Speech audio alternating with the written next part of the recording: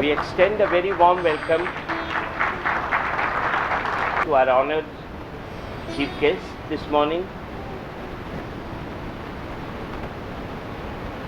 Hon'ble Justice Dr.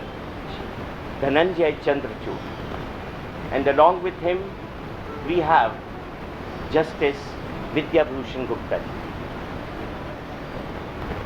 I would request the dignitaries to kindly grace the dais with their presence. Our Honorable Chief Guest, Dr. Dhananjaya Chandrachud, Justice Gupta,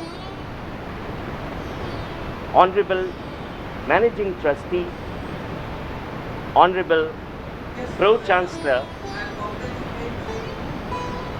and the Dean, Faculty of Law, I request them to adorn the chairs on the dais.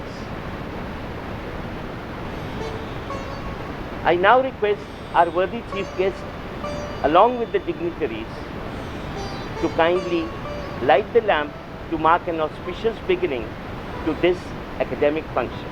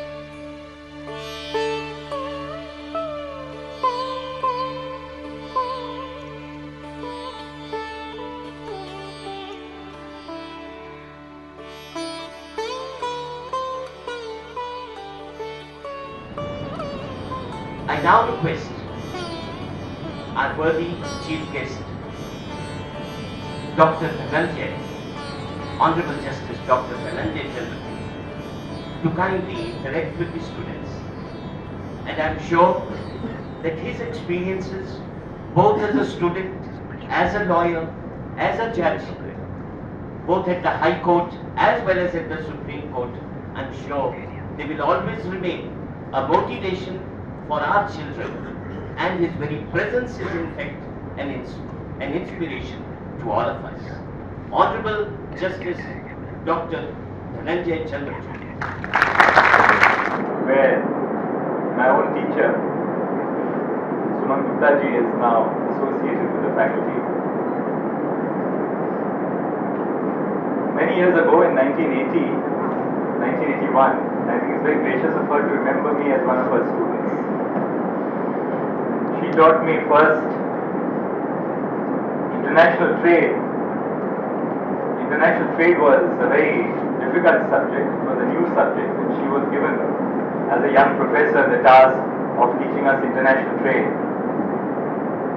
For those of you who are fond of cricket, you know that there is a position of forward short leg or silly point on the cricket field. And normally the junior most cricketer gets to field at silly point. And the reason is not because your reflexes are the sharpest, but because if you get hit, the youngest will get hit in the team. So in a law college, the junior most professor is normally asked to teach the most difficult subjects which nobody else is willing to teach.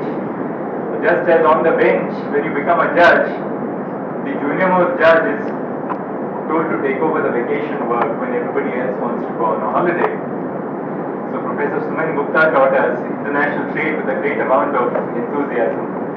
And later on she taught me company law as well. I said that she is my guru. You know, the definition of guru, it's a small word, gu and ru. Gu represents darkness and Ru represents light. So Guru essentially is a person who leads you from darkness into light. And I think on an occasion like this, when I look at all of you, I remember the great days of the law faculty when we had the freedom either to sit in the first row or sit in the last row and make comments about the speaker of the day. I don't now have the privilege of sitting in the last row because by virtue of my office I have been made to sit in the first row. So when I was fiddling around with my mobile a short while ago, I thought that at least some of you must be relating to me and saying, well, even this judge of the Supreme Court does exactly what we like to do so often. This mobile is a source of very great discomfort between my wife and me, because she says that I fiddle around with my mobile too much because I get too many emails and WhatsApps on the mobile. And I keep on saying that that's what you are doing all the time. So we have now arrived at some sort of an easy equilibrium that at least when we have dinner and we are talking to each other, we will not fool around on our mobile phones but listen to each other and look at each other. Well, it's a great honor to be here and to talk to young law students. A, because I have been like one of you not too long ago. B, because I am a father and a parent, and I have the good fortune of having parented two children who not very long ago were law students exactly like you. And C, because education lies at the heart of social development. Law combines both a science and an art. There is the science of a discipline. It's not a science like the natural sciences like physics or chemistry. But law is a science because it combines the science of a discipline. There is an internal discipline about law. But law is also an art. Why is it an art? It's an art because the law deals with the pursuit of happiness, the pursuit of well-being for everyone in society. So the law is a very strange combination of a science and an art. But in that sense, every science is also an art. Medicine is so much of a science, but medicine is so much of an art as well. The art of operating upon a human body is so much of a science of knowledge, but it's so much of vision, of the art which you bring to your discipline. So almost every aspect of human life is a combination of science and art. But the law also combines the philosophy of justice, because you are trying to do justice when you are dealing with law. And when you talk of justice, justice is so much of science and so much about human life. Now there are various myths about law. There are all these strange stories about law which you hear about the study of law. And since this is an orientation program, though your lectures would have begun already, I thought that I must tell you about 3 myths which I learned and which I still hear about and which I must share with you. The first was, in my time at least, that people who had nothing else to do in life joined the legal profession or joined the study of law. You first aspired to be a doctor, then you aspired to be an engineer, and then finally at the bottom of the ladder, when everything else failed, you decided to become a lawyer. That was the first myth about law. That myth, over a period of time, even assuming that there was some substance in it, that myth was proved to be wrong. It was proved to be wrong even in a historical context, because some of the greatest people who laid the foundation of the birth of our nation and across societies in the world were essentially lawyers. They didn't join law because they had nothing else to do. They joined law because law is one discipline which shares a very intrinsic connection with society. So people who came from the grassroots found in law an aspiration of society. Whether you are a farmer, whether you are a mill worker, whether you belong to an extremely affluent family, everyone relates to the law because you find an aspiration of every branch of human life in law as a discipline. But that myth is now no longer true in any case, because people who come to the law to learn 5 years of study, people who dedicate 5 years of their life to the study of a subject are not joining that subject because they had nothing else to do, but because that is the first option. There are economic reasons why law has changed as a discipline. Partly one of them was the meltdown in industry. Medicine has become extremely competitive. Some of the best doctors who have been good friends of mine in Mumbai and elsewhere tell me that, well, we don't want our children to be lawyers, or we don't want our children to be doctors for the simple reason that we don't want their career and the determination of whether they will become cardiac specialists or something else to depend on that 0.5% mark which makes a difference between your discipline. So whatever be the reason, people have not gone into engineering as much because jobs have become more difficult. As India becomes more and more globalized, the corporate world is becoming thin, it's becoming lean, it's becoming mean. Human beings don't have as much value. Technology can replace much of the work which human beings do. So there has been a meltdown in the manufacturing sector. That may be one of the reasons why increasingly law as a service industry, as part of the financial services industry, has grown in strength. All too good for all of you because it lays open so many opportunities for you. The second false story or the myth which I heard about was that those who joined law college did not need to study. When I was young, we were told that, well, the brightest don't study at all. And you don't go to law college to study, you go to law college to watch the movie at Ashok Nagar or do something else. Again, that was a complete myth. There were obviously people who did not study in law college and who got away. When I was in the campus law center, there were what we call dukis. In Mumbai, they call them chapwalas. Chapwala because the author was Chapwala, who gave you the entire constitutional law in 80 pages. They were called dukis when I was a student of law because they were available for 2 rupees. So the entire civil procedure code in 2 rupees. Obviously there were students who read from dukis and they got away with it. They passed their exams. But ultimately, you may pass your exams. You may even do an MA. You may do an LLB. You may do a post-graduation. You may also do a PhD which is written by someone else. But you have to confront yourself. Reading a duki may get you through the exams. But the real exam that you face is the exam of life. You can fool the university into giving you a degree, but you can't fool yourself. Ultimately, when you stand in the arena of life and you have a client who asks you a question, Vakil Sahab, this is my problem. How do you find answers to that problem? You find answers to that problem if you have the ability to find answers to that problem. And your ability to find answers to the problems which will confront you as lawyers depends on how hard you have studied now.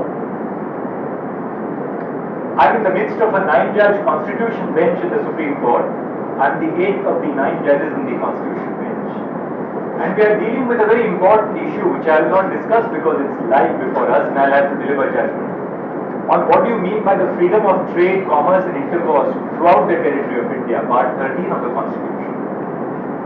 Believe you me, each one of the principles which is being argued before me in the Supreme Court today are principles which were taught to us by our professors as students of Campus Law Center of Delhi University. These are principles which we imbibed in 1982, and the principles which we learned in 1982 are principles which are being rethought of today, 18 plus 16, 34 years down the line.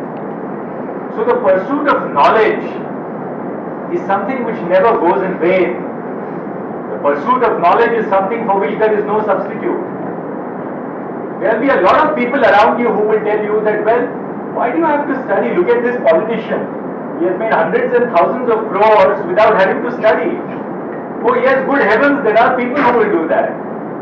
There may be a cricketer who has failed his 10th standard without having to study. But we are not of that nature. Today, for all of us, if we have to succeed in life, we can succeed in life only following the usual course of life, which is to study hard, to acquire knowledge, to pursue knowledge. The third myth which I heard about when I was young is that those who have succeeded in the legal profession had mostly whiled away their time in the canteen. Again, a complete myth. I believe that the canteen was very important in the campus law center or in St. Stephen's College. But the canteen was important to us not just because we had chai or because we had those noodles or the samosas. Obviously, they were very important to us because we were young and we had a voracious appetite. But the canteen was a very important area for us because we thought that we could discuss the problems of the world in the canteen. We could discuss whether India should have a nuclear policy in the canteen in St. Stephen's College. We could discuss whether the Mahalanovitz model, which India had then followed, was the correct path for the Indian economy. We believed that the true power did not rest in the government of India, but the true power vested in us students of St. Stephen's College, discussing these issues in the canteen. So these were hubs of activity. These were hubs of intellectual activity. These were hubs of discussion, of debate. We called names to our professors, we called names to our colleagues, but yes, we were all involved in one pursuit, which is the pursuit of knowledge, the pursuit of ideas, the pursuit of truth. So don't believe people who give you such a cynical idea of life. Why are all of you here? You're all paying valuable money for this. This is a private university. It is not subsidized by the state that you can, well, pay 100 rupees per term as we did in the campus law center and get an LLB degree. Today, if you want quality education, you have to pay quality money. So your parents, people who are funding you, are paying quality money, quality funds for you to pursue your education. Why are your parents doing that? Many of you would come from good families, but many of you would be coming from families where you're almost the first generation who have gone to a law college. Many of you who would be coming into the college where your parents have undertaken a great amount of sacrifice so that you should be here. So this is an enormous responsibility which is placed in your hands to be good, to be accountable to the dreams of those who have sent you to this institution. So don't have a cynical view of life. The entire penal code relating to gender violence was changed out of one Nirbhaya incident that was a voice of public opinion. So in each of us lies the important power to change Indian society. And today more than ever, in the age of social media, the real power is with all of you. That is why a person no less than the Prime Minister of India, no less than the ministers of government, relate to people through the social media.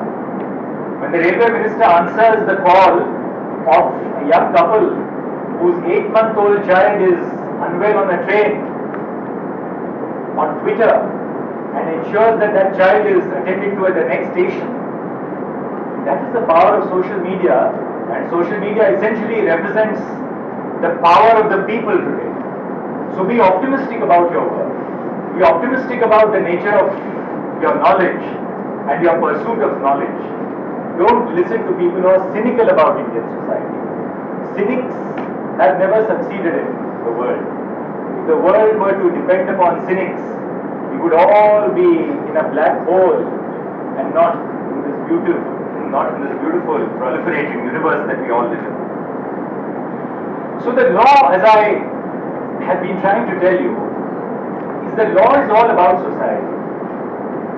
If you don't understand society, you don't understand law. So your own personal experiences, your own personal background, coming from various parts of Haryana or Delhi or beyond, those experiences would illuminate your understanding of law, because the law regulates society.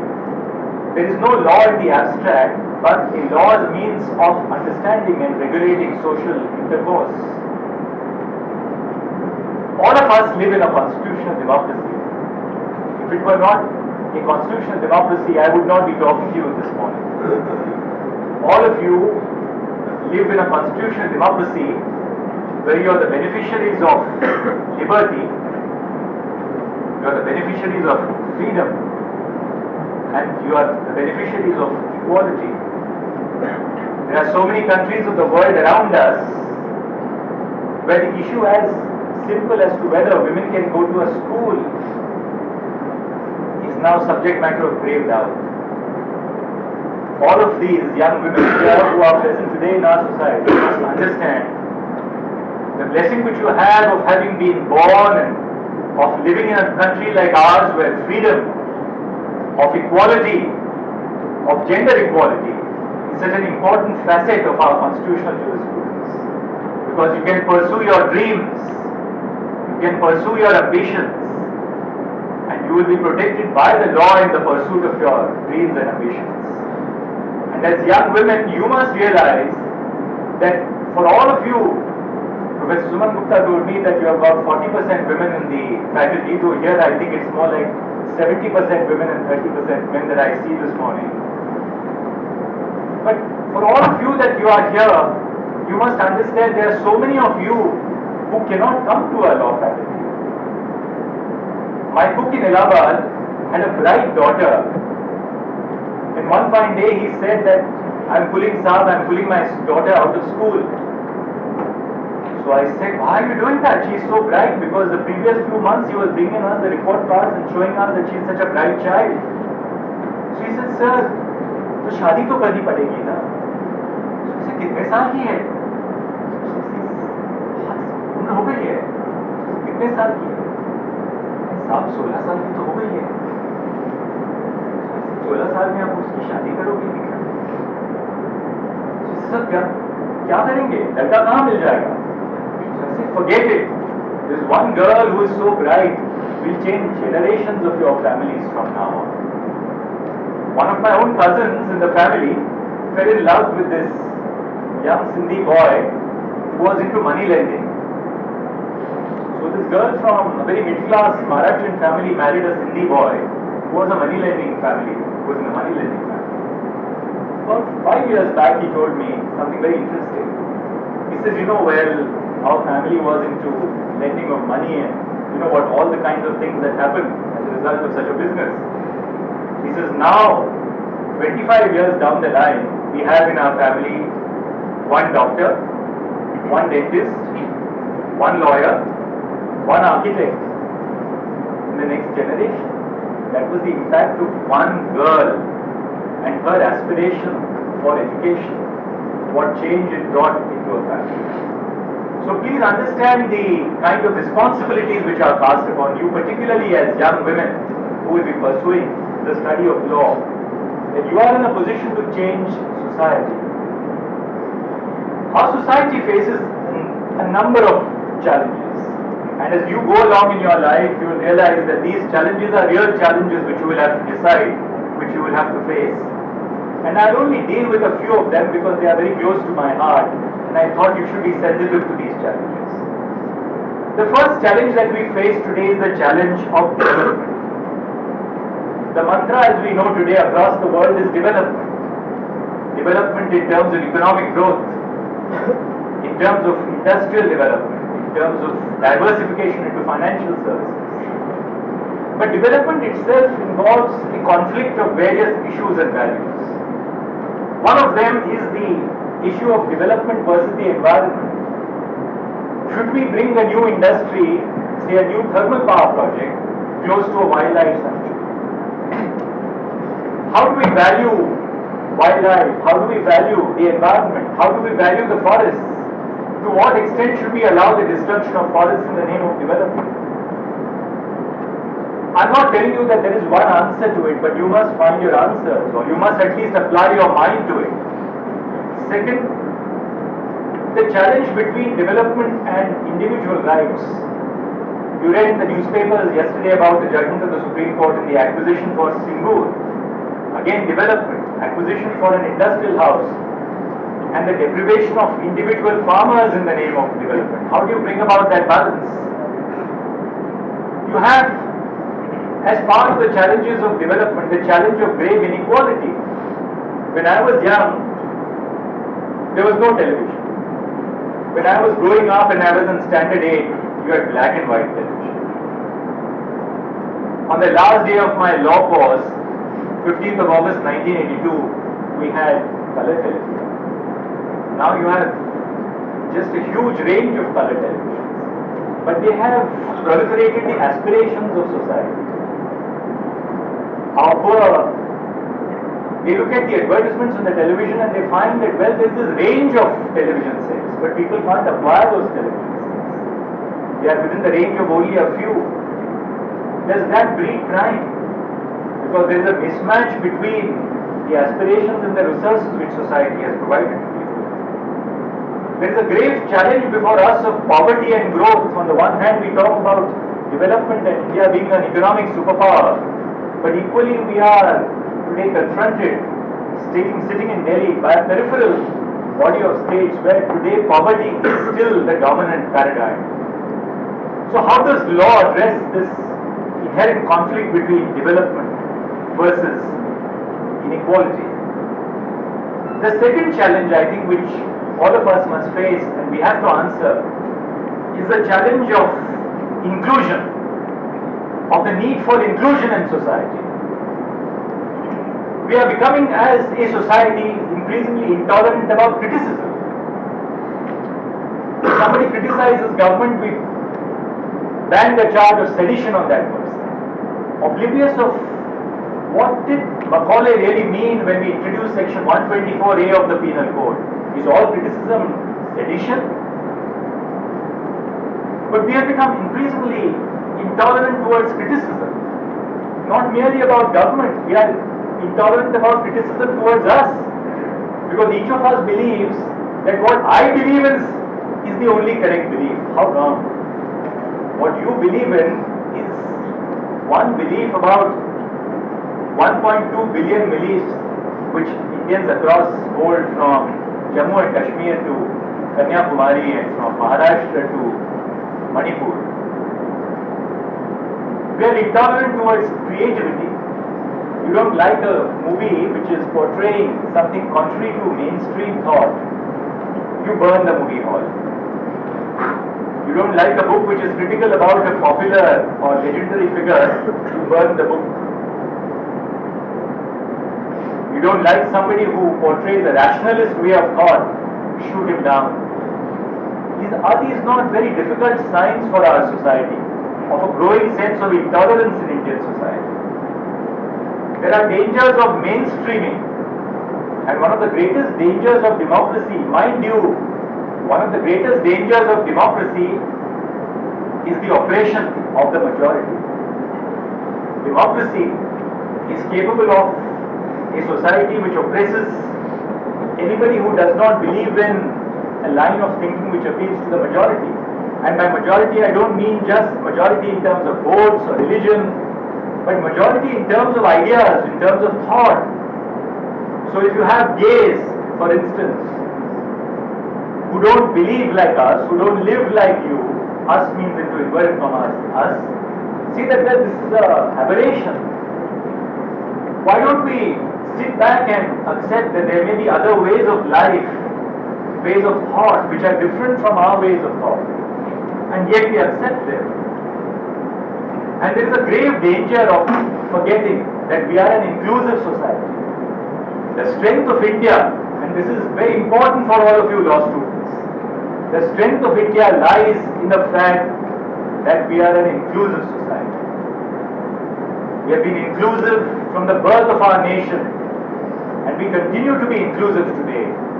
And the strength of our society, and not the danger to our society, is the strength of inclusion. The third challenge which I want you to understand is the challenge of our social structure. Our social structure is essentially feudalistic and paternalistic. we are extremely paternalistic. Look at the issue of gender. If a woman is raped, how do we deal with the offense of rape? If a woman is raped, there is a tendency to say that, well, this has brought dishonor on the family. This has brought a shame on the family. By saying that rape has brought a dishonor on the family or a shame on the family, you are abusing the woman even more than when she was raped. Why? Because when the woman is raped or she is subjected to gender violence, the greatest insult, the greatest affront is on that woman herself, on her rights. To her right to be a private individual, to the privacy of her own body, to the integrity of her mind. That is what we must focus upon. But our paternalistic notions, because essentially we are a paternalistic society, and these notions have to change. Violence towards women, the crime against women. When I was a judge in the Bombay High Court and I sat in the criminal bench, it was almost sickening, it was nauseating. Every second offence involved the same crime against women. My colleague and very distinguished sister, Justice Ranjana Desai, was the senior judge on the bench. She would tell me with such a sense of sadness, she said, isn't this shocking? Almost all cases involve one matchstick, one kerosene can, and one nylon rope or polyester rope which is made to look as a suicide. That's the society which we live in. And it is for you to confront these wrongs and to change and be the agents of change. The law is an instrument, please understand. The law is an instrument. Like every other instrument, like a surgeon's instrument, as Dr. Dogra would tell you. It's a double-edged weapon.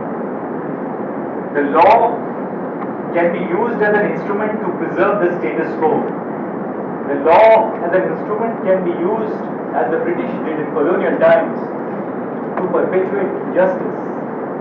So just as the law has the ability to change society, just as the law can bring about justice, the law has in it the grave power of causing injustice and perpetuating injustice and discrimination. For instance, in the United States, they justified discrimination against blacks by saying that we will have facilities which are separate but equal. That means schools where the whites will not go to the blacks' schools, the blacks will not go to the white schools. Similarly, in our temples, when the members of the scheduled caste were excluded from the temples, that was really a doctrine of separate but equal. So the law has within it the ability to gravely perpetuate injustice just as it can be as an instrument of social change. So in whose hands really does this lie to make a difference? The ability to make a difference lies in your hands. Because there is more to law than just a set of rules. The law must be founded on justice. The law must be founded on compassion. And justice and compassion basically dwell in your hearts, and not in the hearts of the words which you have to interpret, the words of the law that you have to apply. Justice depends upon those who engage in the dialogue of the law.